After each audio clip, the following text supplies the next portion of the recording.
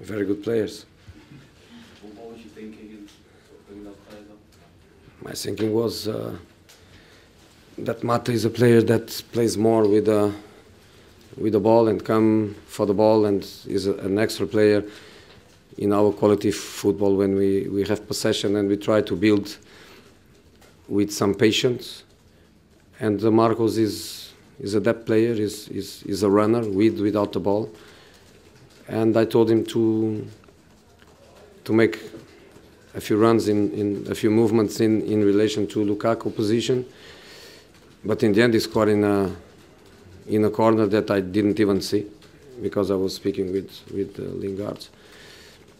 But this is about the qualities of the players. The players are good, not just good. They are motivated to help the team. It doesn't matter if they play from the beginning, if they come from the bench. The group is solid. It's very friendly in between them, and great empathy. So I'm really happy, not for me, because that story of I made the changes or the manager made the changes. When we make changes, we make always the right changes, but sometimes it works against us. I'm happy for them, for Marwan, for Jesse, for Marcos. You'll be aware that these are the sort of games that perhaps you didn't win last season. I know. So that must feel particularly good. Yeah, but we didn't had many matches last season where we played 90 minutes with the control we had today. Is Vardy a very dangerous player? I would say one of the most dangerous players in the Premier League. Was he dangerous today? No. Why? Because we played so well to control that. Did Leicester was very dangerous against Arsenal? Yes, they were. I watched the match 3 times. Were they dangerous against us? No. Why? Because of us. So we had a very good and solid performance. And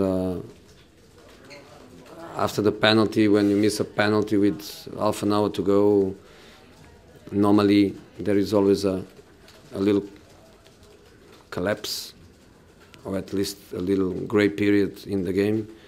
And that didn't happen. We kept creating, we kept playing, we kept creating chances and getting corners, and in the end was in the corner that we scored the first goal. Pero Jose Álvarez for nuestro La Sexta, 3 games, 3 wins, 10 goals, and today 15 chances for scoring a goal.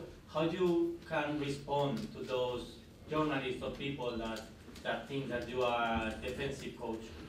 Yeah, but maybe they are going to say that because my team is not conceding goals. So maybe they say I'm defensive. So I still have that.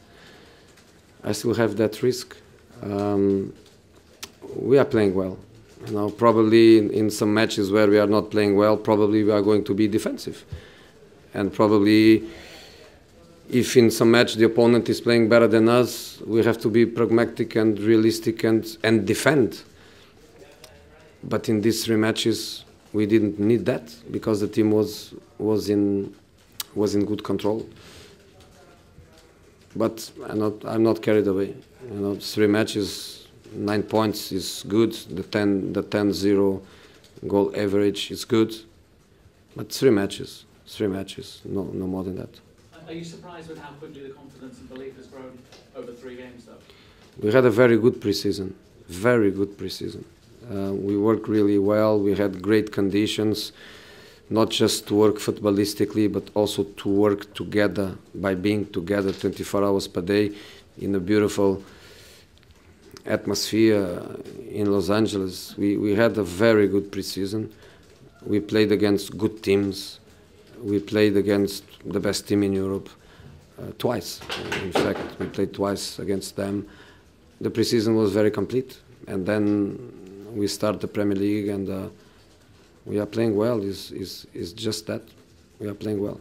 Jose, can I just check? Did you say you didn't see the first goal? I didn't. I was speaking with Lingard because Lingard was going to be the next player to come in when we scored the goal.